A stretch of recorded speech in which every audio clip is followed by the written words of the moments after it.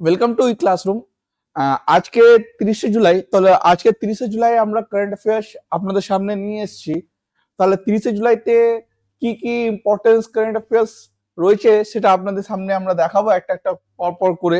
তাহলে আমরা প্রথমেই কোশ্চেনে চলে আসি। তাহলে আপনারা একটু দেখবেন, একটু আমাদের একটু আজকে কোঅপারেট করতে হবে। এটা যে ভুল করে 27শে জুলাই হয়ে গেছে, এটা ভুল করে সেটা আপনারা 30শে জুলাই করে দেবেন, ঠিক আছে? তাহলে প্রথম প্রশ্নতে আমরা চলে আসি। এই যে বারবার বলছি এটা যে 27শে জুলাই, 27 জুলাই হবে না, এটা 30শে জুলাই হবে। তাহলে 30শে জুলাই থেকে একটা প্রথম প্রশ্ন, সেটা বলছে 2014 প্যারিস অলিম্পিক, সেখানে সবচেয়ে প্রথম মহিলা, ইন্ডিয়ান ওমেন প্রথম মহিলা শুটার যে 10 মিটার এয়ার পিস্টলে 2024 প্যারিস অলিম্পিক্সে থার্ড পজিশন পেয়েছে। থার্ড পজিশন মানে হচ্ছে ব্রঞ্জ মেডেল, থার্ড পজিশন এসছে, ঠিক আছে? তাহলে কার নাম, মানে সে মহিলার নাম বা সে রীরাবাদী বা সে প্লেয়ারের নাম কি, ঠিক আছে? তাহলে সেই প্রথম ভারতীয় মহিলা হচ্ছে শুটে হচ্ছে যিনি কি জিতেছেন, পদক, ব্রঞ্জ পদক জিতেছেন, ঠিক আছে? তো 2024 প্যারিস অলিম্পিক্সে তার নাম হচ্ছে মানু ভাকার। তাহলে অপশন কি হয়ে যাবে? অপশন হয়ে যাবে বি। মানু ভাকার কোন স্টেট থেকে বিলং করেন? তাহলে বলবো হরিয়ানা। হরিয়ানা যদি ডিস্ট্রিক্টের নাম বলি তাহলে ঝজ্জর, ঠিক আছে? তাহলে মানু ভাকার এর আগে কি পদক জিতেছিলেন আর কোন গেমসে জিতেছিলেন সেটা একটু আমরা দেখে নেবো। তাহলে দেখুন, মানু ভাকার যে একটা এয়ার পিস্টল, যে সব দিয়ে কম বছরে 22 বছরের মানু ভাকার, এখন যে বর্তমানে ওনার বয়স হচ্ছে 22 বছর, সে 10 মিটার এয়ার পিস্টলে 2024 প্যারিস অলিম্পিক্স যেটা 26শে জুলাইতে শুরু হচ্ছে, সেখানে প্রথম মহিলা যে ব্রঞ্জ মেডেল কি করেছেন, জয়ী হয়েছেন, ব্রঞ্জ মেডেল কি করেছেন, পদক জিতেছেন, ঠিক আছে? তাহলে দেখুন মানু ভাকার কি করেছেন, ফার্স্ট ইন্ডিয়ান ওমেন, ঠিক আছে? তাহলে প্রথম কি হয়েছেন ভারতীয় মহিলা যে শুটিং এ মেডেল জিতেছে। তাহলে অলিম্পিক গেমের মধ্যে, অলিম্পিক খেলের মধ্যে যে শুটিং এ মেডেল কে সবচেয়ে প্রথম মহিলা যে শুটিং এ মেডেল জিতেছে, তার নাম কি হয়ে যাবে, মানু ভাকার। 2018তে কমনওয়েলথ গেমসে ইনি গোল্ড মেডেলও জিতেছিলেন, গোল্ড মেডেল, ঠিক আছে? তাহলে কমনওয়েলথ গেম 2018তে ইনি 16 বছর, সে সময় তৎকালীন সময়, সে সময় ওর বয়স ছিল 16, সেখানে youngest Indian to win a gold at ISS world cup, ঠিক আছে? তাহলে শুটিং এ সব দিয়ে ইয়াংগেস্ট ইন্ডিয়ান, ঠিক আছে, সর্বকনিষ্ঠ ভারতীয় মহিলা হয়েছিলেন কে, মানু ভাকার। তাহলে আমরা দেখব যে 24শে প্যারিস অলিম্পিক, যে প্যারিস অলিম্পিক হচ্ছে, সেখানে ভারতীয় মহিলা যে সব দিয়ে প্রথম একটা মেডেল নিয়ে এসছে শুটিং এর মধ্যে, 10 মিটার এয়ার পিস্টলের মধ্যে, তার নাম হচ্ছে মানু ভাকার, ঠিক আছে? তাহলে দেখুন, তাহলে আমরা একটু প্যারিস অলিম্পিক্সের ব্যাপারে একটু আমরা দেখে নেবো। তাহলে যেটা 2024-এ, 2024-এ সামার অলিম্পিক, এই ব্যাপারে আমরা একটু দেখে নেবো। তাহলে দেখুন একটু স্ট্র্যাটেজিকে আমরা দেখে নিই। তাহলে 2024 যে সামার অলিম্পিক, যেটা শুরু হচ্ছে 26শে জুলাইতে আর শেষ হবে কখন, 11ই আগস্টে শেষ দিন, ঠিক আছে? তাহলে সেই শেষ দিনের মধ্যে আমরা একটু স্ট্র্যাটেজিকে দেখবো। তাহলে এটা কোথায় হচ্ছে, কোথায় এটা খেলা হচ্ছে, সেটা এই 2024 সামার অলিম্পিক যেটা খেলা হচ্ছে সেটা বলবো প্যারিস। অবস্থান কোথায়, প্যারিস, ইনি ফ্রান্সের ক্যাপিটাল, ফ্রান্সের রাজধানী প্যারিস। মোটো কি, মোটো হচ্ছে গেমস ওয়াইড ওপেন হচ্ছে মোটো। কতগুলো নেশন বা কতগুলো দেশ এই খেলার মধ্যে পার্টিসিপেট নিচ্ছে? তাহলে বলো 206 দেশটা এই খেলার মধ্যে পার্টিসিপেট করছে। কতগুলো রিডাবাদী এই খেলার মধ্যে দেখতে পাবেন আপনারা? তাহলে বলবো 10,714। তাহলে এই 10,714 থেকে আমাদের যদি ভারতীয় বলি কত ভারত রিডাবাদী এই 2024 সামার অলিম্পিক্স আপনারা দেখতে পাবেন, তাহলে আমাদের উত্তর হবে 117 জন ভারতীয় খেলাড়ি আপনারা এই গেমের মধ্যে দেখতে পাবেন। তার মধ্যে থেকে 24 জন আপনারা দেখবেন এয়ারফোর্স থেকে এই খেলার মধ্যে আপনারা পার্টিসিপেট করবে। 17 থেকে 24 জন এয়ারফোর্স থেকে আপনারা দেখতে পাবেন। আর এই 24 জন থেকে 22 জন পুরুষ আর 2 জন মহিলাকে আপনারা দেখতে পাবেন এই খেলার মধ্যে, ঠিক আছে? তাহলে ওপেনিং ডেটটা আপনারা দেখুন 26 জুলাই 2024, ক্লোজিং ডেটটা আপনারা দেখুন সমাপ্তি কোন দিন হচ্ছে 11/2024। কে ওপেনিং করেছিল? তাহলে বলবো ফ্রান্সের যিনি রাষ্ট্রপতি, প্রেসিডেন্ট আছেন, রাষ্ট্রপতি আছেন, তার নাম ইমানুয়েল ম্যাক্রন। তিনি যে এই 2000 সামার অলিম্পিক্সে ওপেনিং করেছিলেন, ঠিক আছে? তাহলে এই সামার অলিম্পিক্স যে অর্গানাইজ কে করে? তাহলে অর্গানাইজ করার যে সংস্থা তো এই সংস্থার নাম হচ্ছে আইওসি। কি হচ্ছে? আইওসি মানে ইন্ডিয়ান অলিম্পিক কমিটি। ঠিক আছে, এই ইন্ডিয়ান অলিম্পিক কমিটির হেডকোয়ার্টার কোথায়? আমি বল লাউজেন সুইজারল্যান্ডের মধ্যে। ঠিক আছে, লাউজেন সুইজারল্যান্ডের মধ্যে আপনার সদর দপ্তর দেখতে পাবেন। এই আইওসির আপনি যদি বলবেন ডাইরেক্ট প্রেসিডেন্টকে, তাহলে আমরা অ্যান্সার হবে থমাস ব্যাচ। ঠিক, তাহলে এই তথ্যগুলো আপনাদের কাছে আমরা স্ট্র্যাটেজি হিসাবে আমরা নিয়ে আসলাম। তাহলে আমরা সেকেন্ড প্রশ্নে চলে আসি। ঠিক আছে, আচ্ছা সামার অলিম্পিক্সে আর একটা কিছু তথ্যটা দেখুন। তাহলে দেখুন 2024 সামার অলিম্পিক যদি জিজ্ঞেস করে, তাহলে আপনাদের অ্যান্সার হয়ে যাবে প্যারিস, ফ্রান্স। কিন্তু 2028 যদি 4 বছর পর অলিম্পিক গেম হয়, তাহলে 2028 প্যারিস অলিম্পিক কোথায় হবে? তাহলে ইউনাইটেড স্টেটস এর লস অ্যাঞ্জেলেসের জায়গাতে এই খেলা হবে। তাহলে 2028 4 বছর পর 2032 সামার অলিম্পিক কোথায় হবে? তাহলে বলবেন ব্রিসবেন, অস্ট্রেলিয়াতে হবে। তাহলে দেখুন 2022 উইন্টার অলিম্পিক হয়ে গেছে, তাহলে 2026 উইন্টার অলিম্পিক কোথায় হবে? তা বলবেন মিলান অ্যান্ড কর্টিনা দা অ্যাম্পেজো, ইটালির মধ্যে এই একটা শহর, সেখানে আপনি 2026 উইন্টার অলিম্পিক দেখতে পাবেন। 2030 উইন্টার অলিম্পিক কোথায় দেখতে পাবেন? তাহলে ফ্রান্স একটা জায়গা হচ্ছে, যেটার নাম হচ্ছে ফ্রান্স অ্যাপস, সেখানে আপনারা দেখতে পাবেন 2030 উইন্টার অলিম্পিকটা। ঠিক আছে, তাহলে আমাদের নেক্সট প্রশ্ন চলে আসি। তাহলে 2 নম্বর কোশ্চেন দেখুন। তাহলে 2 নম্বর কোশ্চেনটা কি বললো?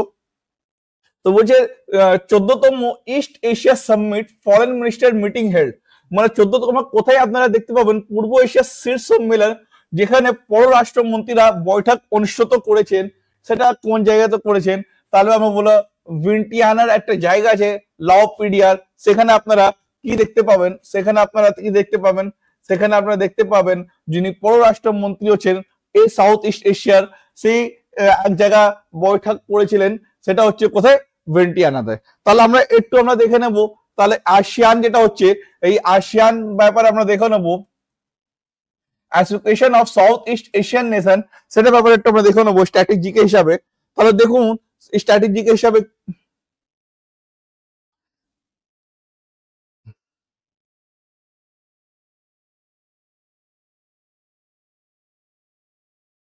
তাহলে দেখুন দেখুন ASEAN, the Association of Southeast Asian Nation, it is one of the successful regional groups in the world. তো দেখুন দক্ষিণ পূর্ব এশিয়া নেশন অ্যাসোসিয়েশন কি হচ্ছে? বিশ্বের অন্যতম সফল আঞ্চলিক দল হিসাবে এখানে কি হয়? বিবেচিত হয়। ঠিক আছে, তাহলে আসিয়ানে কোন কোন কান্ট্রি আছে? সো বলবো আমরা কি আছে, যেখানে একটা সাকসেসফুল রিজনাল গ্রুপ, এই আমাদের আসিয়ান কান্ট্রি, আসিয়ান গ্রুপের মধ্যে আপনারা দেখতে পাবেন। কোন সালে এটা এই সালে আমরা দেখতে পাবো, কোন সালে এটা সেট আপ করা হয়েছিল? তাহলে 1967 সালে আপনারা দেখবেন এই আসিয়ানকে কোথায় কি করা হয়েছিল, আপনি সেট আপ দেখতে পাবেন, প্রতিষ্ঠিত দেখতে পাবেন। তাহলে সেই সময় 5টাই দেশ ছিল। তাহলে 5টা দেশ কি কি ছিল? থাইল্যান্ড, মালয়েশিয়া, সিঙ্গাপুর, ফিলিপিন্স আর ইন্দোনেশিয়া। ঠিক আছে, তাহলে ইন্দোনেশিয়ার জাকার্তাতে আপনারা কি দেখতে পাবেন? এর সদর দপ্তর দেখতে পাবেন ইন্দোনেশিয়া জাকার্তাতে। এই 5 কান্ট্রি মিলে কি করেছিল? একটা সংগঠন প্রতিষ্ঠিত করেছিল, তার নাম হচ্ছে ASEAN association of south east Asian nation. ঠিক আছে, তাহলে হেডকোয়ার্টার বলে দেবো ইন্দোনেশিয়ার যেটা ক্যাপিটাল, বর্তমানে যেটা ক্যাপিটাল এশিয়ার, সেটা হচ্ছে জাকার্তা, সেখানে আমরা দেখতে পাবো আসিয়ানের হেডকোয়ার্টার হচ্ছে। তাহলে এখন সেক্রেটারি জেনারেল কি আছেন? তার নাম হচ্ছে কাও কিম হন, এখন আসিয়ানের সেক্রেটারি জেনারেল আপনারা দেখতে পাবেন। ঠিক আছে, তাহলে আমরা নেক্সট চলে আসি। তো নেক্সট আপনারা 3 নম্বর প্রশ্নটা দেখুন। 3 নম্বর প্রশ্নটা একটা গুরুত্বপূর্ণ কোশ্চেন, যেটা এখানে বলছে একটা গবেষ করা, মানে রিসার্চ করে একটা কি করেছে, কোন অঞ্চলে ম্যাগনেটোফসিলস ঠিক আছে খুঁজে বের করেছে বা খুঁজে পাওয়া গেছে, এটা কোন রিজনে, আমাদের ভারতের কোন জায়গাতে পাওয়া যাচ্ছে? তাহলে আমরা বলবো যেটা যেখানে লাদাখে আমরা দেখতে পেয়েছি, কি দেখতে পেয়েছি? আমরা দেখবো ম্যাগনেটোফসিলস একটা দেখতে পেয়েছি। সেই ম্যাগনেটোফসিলস মার্সে যে একটা ফসিলস, সেখান থেকে পুরো আমরা দেখতে পাবো, সেখান থেকে ওটা সিমিলার দেখতে। তাহলে সে ব্যাপারে একটু আমরা স্ট্র্যাটেজিকও দেখবো, এটা নিয়ে কি আমার স্ট্র্যাটেজিকে রয়েছে। তাহলে দেখুন ম্যাগনেটোফসিলস যেটা হচ্ছে একটা ফসিলস, ঠিক আছে, যেখানে ম্যাগনেটিক পার্টিকেলস প্রডিউস করেছে। কে প্রডিউস? একটা ব্যাকটেরিয়া যার নাম হচ্ছে ম্যাগনেটোট্যাকটিক ব্যাকটেরিয়া, সে প্রডিউস করেছে। কি প্রডিউস করেছে? ঠিক আছে, সে প্রডিউস করেছে, মানে সে তার অবশ্যই কি আপনারা দেখতে পাবেন ম্যাগনেটিক পার্টিকেলস, সেটা তার একটা ফসিলস ম্যাগনেটোফসিলস আমরা দেখতে পাচ্ছি কোথায়? লাদাখ রিজনে। আচ্ছা লাদাখকে কি বলা হয়? লাদাখকে কি বলা হয় আপনারা মনে রাখবেন, লাদাখকে বলা হয় কোল্ড ডিজার্ট অফ ইন্ডিয়া। ঠিক আছে, তাহলে আপনারা জানি ডিজার্ট কাকে বলা হয়? ডিজার্ট সে অঞ্চলকে বলা হয় যেখানে বৃষ্টি হয় না, কিন্তু বেশিরভাগ ডিজার্ট আপনারা দেখবেন সেই গরম অঞ্চল থাকে। কিন্তু লাদাখ এমন একটা ডিজার্ট যেখানে আপনারা জল দেখতে পাবেন, কিন্তু ওখানে বর্ষা হয় সেই জলটা আসে না, সেই গ্লেশিয়ারটা যখন মেল্ট করে যায় সেখানে সেই জলটা আপনারা দেখতে পাবেন। তাহলে কোল্ড ডিজার্ট অফ ইন্ডিয়া যদি হয় তাহলে কি হয়ে যাবে? লাদাখ আপনারা উত্তর হবে। ঠিক আছে, সেই লাদাখের মধ্যে আমরা কি দেখতে পেয়েছি? তাহলে দেখুন বার্নিশ স্তরে আপনারা দেখতে পাচ্ছেন একটা ফসিলস যার নাম হচ্ছে ম্যাগনেটো ফসিলস।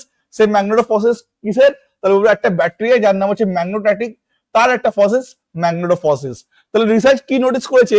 এই যে আমাদের রকের উপরে, এই আমাদের যে রকের উপরে কি আমরা দেখতে পেয়েছি কি এই যে এটা ফসিলস সেটা অবজার্ভ করেছে, সে এটা দেখাও গেছে মার্সের উপরে দেখা গেছে এই একই রকমের ফসিলস। কোথায় দেখা যাচ্ছে? তাহলে আমরা বলবো এই একই মঙ্গল গ্রহতে দেখা গেছে। ঠিক আছে, এটা নিয়ে একটু রিসার্চ হচ্ছে সেই ফসিলসটা। আপনারা এখানে ছবি দেখুন, ম্যাগনেটো মেমব্রেন দেখাচ্ছে, ম্যাগনেটো ক্রিস্টাল দেখাচ্ছে, ম্যাগনেটো চেন দেখাচ্ছে, অ্যাক্টিন লাইন ফ্লেম। এটাই নিয়ে একটা মানে এই ফসিলসটা মার্সও দেখা গেছে, আমাদের লাদাখ রিজনও দেখা যাচ্ছে, তাই নিয়ে একটু এটা কারেন্ট অ্যাফেয়ার্সে প্রশ্ন চলে আসলো।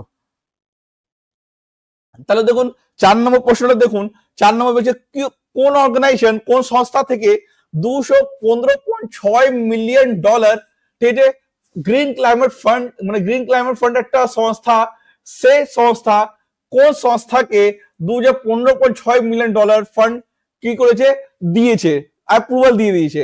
তাহলে দেখুন কোন সংস্থা থেকে 215.6 মিলিয়ন তহবিলের অনুমান, ঠিক আছে, কি দিয়েছে? অনুমোদন পেয়েছি অর্থায়ন, প্রমোশন এবং অভিসরণ প্রকল্পের জন্য সবুজ জলবায়ু তহবিল, yani গ্রিন ক্লাইমেট ফান্ড।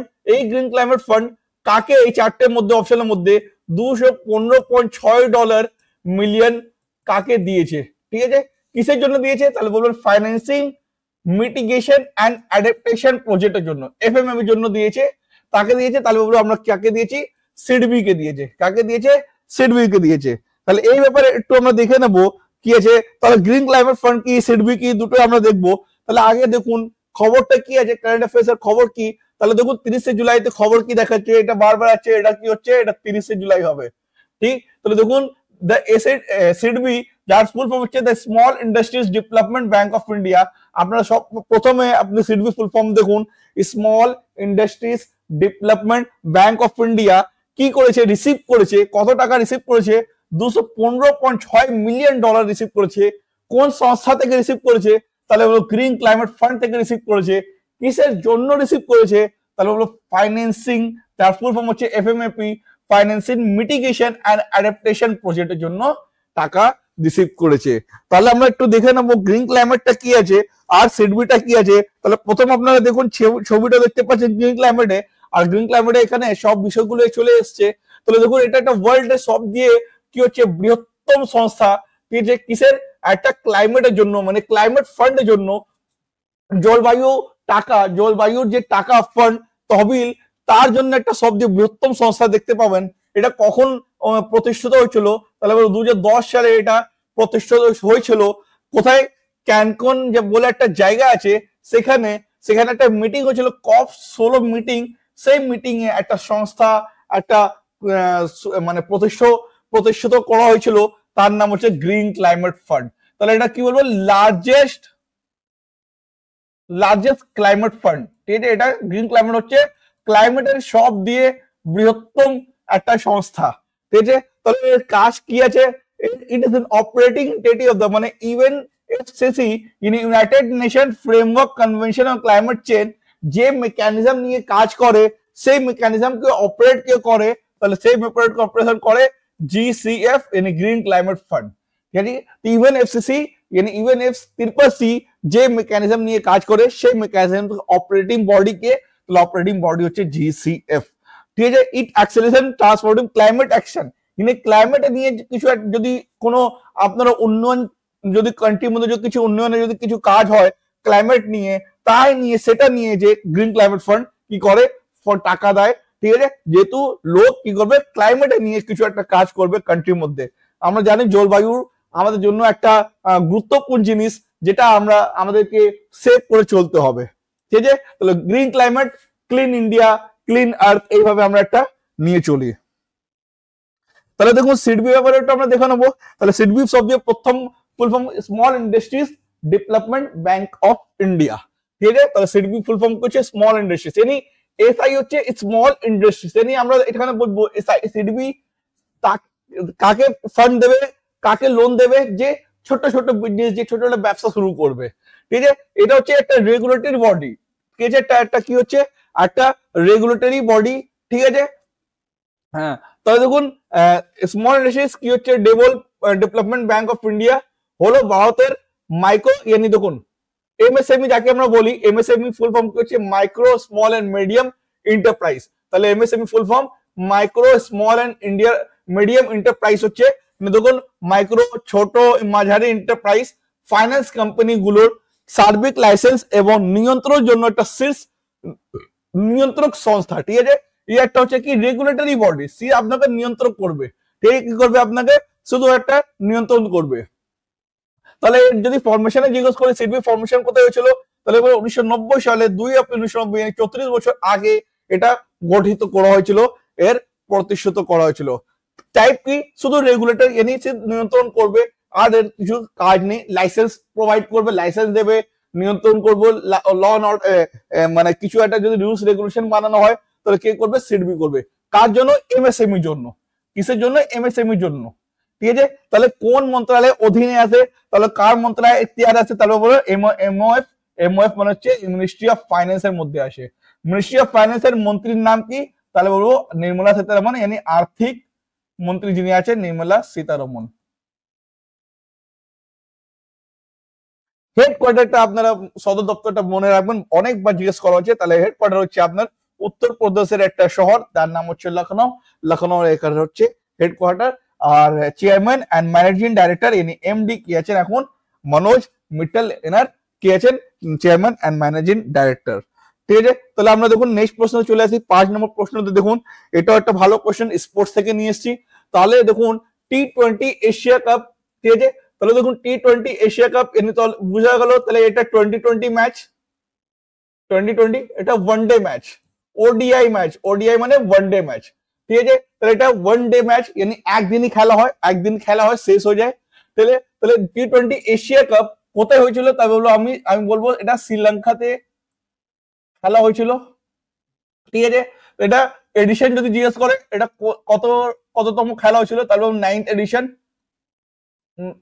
ঠিক আছে, 9 এডিশন এটা খেলার। তাহলে সেই খেলাতে কোন শ্রীলঙ্কা কাকে হারিয়ে উইনার হয়েছে, কাকে হারিয়ে উইনার হয়েছে। তাহলে আমাদের এখানে লুজার বা রানার নাম জিজ্ঞেস করেছে, রানার কে, তার নাম এই প্রশ্নের মধ্যে জিজ্ঞেস করেছে। তাহলে দেখুন শ্রীলঙ্কা মহিলার, তাহলে কি আছে, এটা মহিলার খেলা কাপ। ঠিক আছে, women's T20 Asia women's cup, এটা ওমেন্স ক্রিকেট কাপ। প্রথম টি20 এশিয়া কাপ জিতেছেন, তাহলে ফাইনালে কোন দলকে বা কোন দেশকে হারিয়েছে, তাই সেটাই প্রশ্ন। তাহলে আমাদের ভারতকে, যে ভারত কি হয়েছে এই ফাইনাল ম্যাচে শ্রীলঙ্কা আমাদের ইন্ডিয়াকে হারিয়েছে।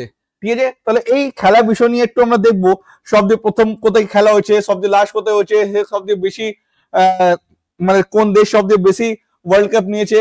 ঠিক আছে, তো দেখুন ইন্ডিয়ান ক্রিকেট টিম কি করলো, হারালো, মানে শ্রীলঙ্কা হারালো আমাদের ইন্ডিয়ান ক্রিকেট টিমকে ফাইনাল ম্যাচে। কোথায় হয়েছিল এটা, ঠিক আছে, কোথায় হয়েছিল দেখুন, কোথায় হয়েছিল এটা, ডাম্বুলা বলে একটা জায়গা শ্রীলঙ্কাতে, সেখানে 8 উইকেট থেকে হেরে গেল, yani 8 উইকেট থেকে শ্রীলঙ্কা টিম আমাদের ভারত টিমকে কি করলো, হারালো। তাহলে India women's cricket team won the Asia cup 7 Times. তাহলে যদি জিজ্ঞেস করে তাহলে টি20 এশিয়া ওডিআই কাপে সব দিয়ে বেশি বার কে জয়ী হয়েছে, তাহলে আমরা বলবো টিম ইন্ডিয়া সব দিয়ে বেশি বার জয়ী হয়েছে। তাহলে দেখুন কতবার খেলা হয়েছে, তাহলে বলবো 9 এডিশন চলছে এটা। 9 এডিশনের মধ্যে 9 বার খেলা মধ্যে 7 বার আমাদের ইন্ডিয়া জয়ী হয়েছে। একবার যে এই 2024 মধ্যে একবার শ্রীলঙ্কা জয়ী হয়েছে,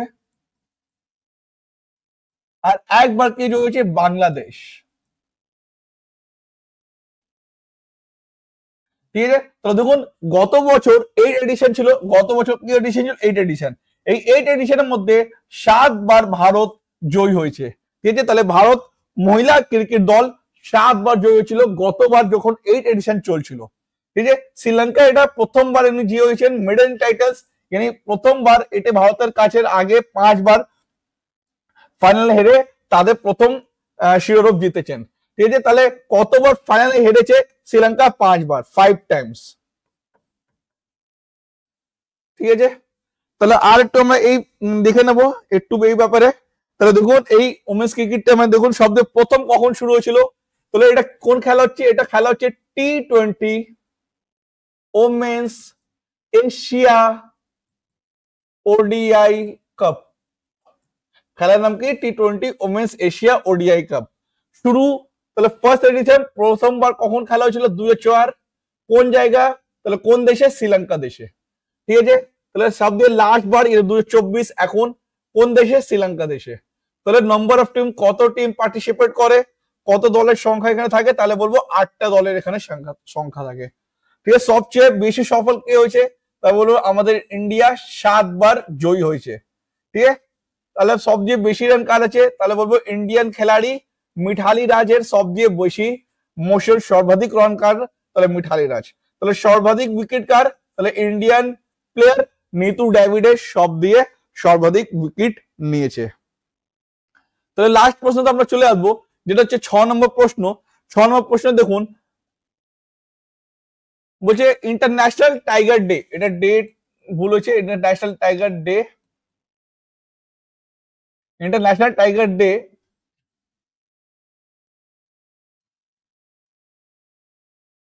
আর গ্লোবাল টাইগার ডে দুটোই সেম। কোন দিনে আমরা কি করি? পালন করি। ঠিক আছে, কোন দিনে পালন করি? 2010 থেকে আমরা পালন করছি ইন্টারন্যাশনাল টাইগার ডে। কোন দিনে পালন হয়? তাহলে অ্যান্সার কি হয়ে যাবে? 29 জুলাই অ্যান্সার হয়ে যাবে। 29 জুলাই কি হয়? আমরা পালন করি। তাহলে দেখুন এখানে 22 জুলাই দিয়েছে। 22 জুলাইতে আমরা কি করি? ন্যাশনাল ম্যাঙ্গো ডে, জাতীয় আম দিবস আমরা পালন করি। এছাড়া ইন্টারন্যাশনাল মুন ডে, যখন নীল আর্মস্ট্রং যখন চাঁদের উপরে পা রেখেছিল, কখন? 22 এপ্রিল।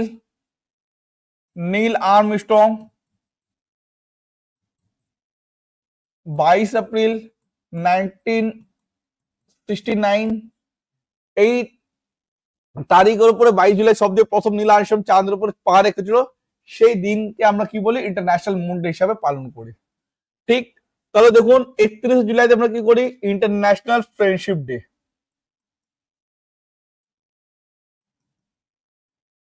इंटरनेशनल फ्रेंडशिप डे 31 जुलाई, 31 जुलाई। 26 जुलाई আমরা কি পালন করি? কার্গিল বিজয় দিবস। আমরা এই বছর 2024 বছরে 25th অ্যানিভার্সারি আমরা পালন করলাম কার্গিল বিজয় দিবস। ঠিক আছে, তাহলে 26 জুলাইতে আমরা এটা সব দিয়ে লাস্ট দিন 1999 তখন অটল বিহারী বাজপেয়ী পিএম ছিল। আমরা পাকিস্তানের বিরুদ্ধে আমরা কি হয়েছিলাম? জয় হয়েছিলাম। ঠিক আছে, পিএম কে ছিল? অটল বিহারী বাজপেয়ী।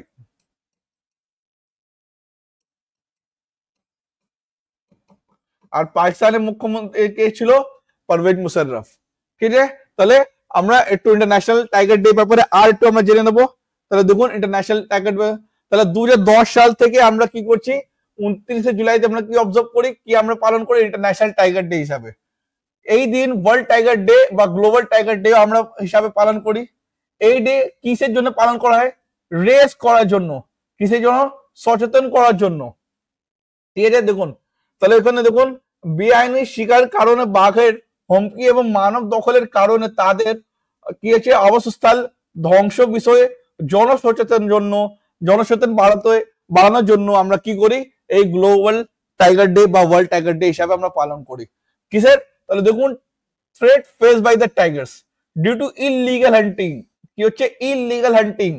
ঠিক আছে, ঠিক আছে, তাহলে দেখুন বেআইনি হিসাবে আমরা যে শিকার করি টাইগারকে, and বাঘের হুমকি, destruction of their habitats due to human encroachment, তার সেটার জন্য আমরা কি জন সচেতন করার জন্য আমরা কি করি, ইন্টারন্যাশনাল টাইগার ডে হিসাবে আমরা পালন করি 29শে জুলাইতে। তাহলে দেখুন ইন্টারন্যাশনাল এই 2024 থিম কি ছিল ইন্টারন্যাশনাল টাইগার ডে, তাহলে দ্য থিম অফ দ্য 2024 কি ছিল, international tiger day is call for action. কি থিম ছিল, call for action 2024 international tiger day theme ছিল। তাহলে আমরা দেখবো টাইগারে আমাদের ভারতের কি পজিশন আছে, ভারতের মধ্যে কি স্টেটাস টাইগারে, সেটা আমরা দেখে নেবো। তাহলে দেখুন আপনারা স্টেটাস কি হচ্ছে, to protect the endangered tiger population India, the government of India 1973 সালে আমরা কি করেছিলাম, একটা national animal replace the lion, আমরা ন্যাশনাল অ্যানিমাল করেছিলাম। তাহলে লায়নকে আমরা ন্যাশনাল অ্যানিমাল কি করলাম, আমরা টাইগারকে ন্যাশনাল অ্যানিমাল করলাম 2010 সাল থেকে প্রত্যেক বছর 29, না এটা না হলো না, তাহলে আমরা 1973 সালে আমরা লায়নকে রিপ্লেস করে আমরা টাইগারকে কি করলাম, ন্যাশনাল অ্যানিমাল হিসাবে আমরা ঘোষণা করলাম। গভর্নমেন্ট অফ ইন্ডিয়া 1 এপ্রিল 1973 কি করেছিল, একটা আইন পাস করেছিল, সেটা হচ্ছে ওয়ার্ল্ড ওয়াইল্ড লাইফ ফান্ড থেকে লঞ্চ কি করেছিলাম, প্রজেক্ট টাইগার আমরা শুরু করেছিলাম। কি করে শুরু করলাম, তাহলে একটা WWF ওয়ার্ল্ড ওয়াইড ফান্ড থেকে আমরা একটা কি করলাম, প্রজেক্ট টাইগার শুরু করলাম 1 এপ্রিল 1973 সালে। কিসের জন্য, প্রোটেক্ট করার জন্য আর কনজার্ভ করার জন্য, ইন্ডিয়ার মধ্যে টাইগারকে কনজার্ভ করার জন্য চলেছিলাম। তাহলে under tiger project dedicated sanctuary আমরা অনেকগুলো টাইগার রিজার্ভ শুরু করলাম, ক্রিয়েট করলাম, ঠিক আছে। তাহলে দেখুন রাজস্থানের ধোলপুরেতে আমরা কি করলাম, টাইগার রিজার্ভ হলো দেশের, আচ্ছা তাহলে যেটা সবচেয়ে লাস্ট, মানে আমাদের ইন্ডিয়ার মধ্যে কতগুলো টাইগার রিজার্ভ আছে, তাহলে বলো 55টা আমার ইন্ডিয়ার মধ্যে টাইগার রিজার্ভ আছে। তাহলে সবচেয়ে লাস্ট এটা 55 নম্বরে টাইগার রিজার্ভ কোথায়, তাহলে আমরা বলবো 55 নম্বর যেটা টাইগার রিজার্ভ হচ্ছে সেটা হচ্ছে রাজস্থানের ধোলপুর। কি হচ্ছে, রাজস্থানের ধোলপুর হচ্ছে সবচেয়ে 55 নম্বরের টাইগার রিজার্ভ। আর একটু আমরা দেখে নেবো এই টাইগার রিজার্ভের ব্যাপারে ইন্ডিয়ার মধ্যে। তাহলে দেখুন ধোলপুর করৌলি টাইগার রিজার্ভ হচ্ছে রাজস্থানের 55 নম্বরের টাইগার রিজার্ভ, ঠিক আছে। According to the all India tiger estimation 2022 যদি টাইগারের যদি জনসংখ্যা বলি, তাহলে আমরা টাইগার কত, 3167টা বাঘ আমরা রয়েছে, এবং বিশ্বের মধ্যে বাঘের জনসংখ্যা 70% বেশি ভারতে পাওয়া যায়। তো যতগুলো বিশ্বের মধ্যে যতগুলো পুরো ওয়ার্ল্ড এর মধ্যে যতগুলো টাইগারের জনসংখ্যা দেখতে পাবেন, তার মধ্যে থেকে 70% আপনারা ইন্ডিয়ার মধ্যে ভারতের মধ্যে দেখবেন। তাহলে ইন্ডিয়ার মধ্যে কত টাইগারের জনসংখ্যা হচ্ছে, বাঘের 3167 বাঘের সংখ্যা আছে, ঠিক আছে। তাহলে স্টেট ওয়াইজ যদি বলি, তাহলে সবচেয়ে বেশি টাইগার কোথায় পাওয়া যায়, তাহলে বলবো মধ্যপ্রদেশে সবচেয়ে বেশি টাইগার পাওয়া যায়, কত 785। তারপরে কর্ণাটকের 563 আপনারা দেখতে পাবেন, তারপর উত্তরাখণ্ড আপনারা দেখতে পাবেন 65, তারপর আপনারা মহারাষ্ট্র 444 আপনারা দেখতে পাবেন, ঠিক আছে। তাহলে এটাই আমাদের 6টা প্রশ্ন হলো। তাহলে আমরা আজকে এইখানে এই 6টা প্রশ্ন করে আমরা আজকে শেষ করলাম। তাহলে আপনাদের যদি এই কারেন্ট অ্যাফেয়ার্সটা ভালো লেগেছে, তাহলে আপনাদের আমাদের চ্যানেলকে সাবস্ক্রাইব করে দিন, আমাদের এই ভিডিওটাকে লাইক করুন, আর আপনাদের এই ভিডিওটা নিজের গ্রুপে শেয়ার করুন, ঠিক আছে। সবাইকে নমস্কার।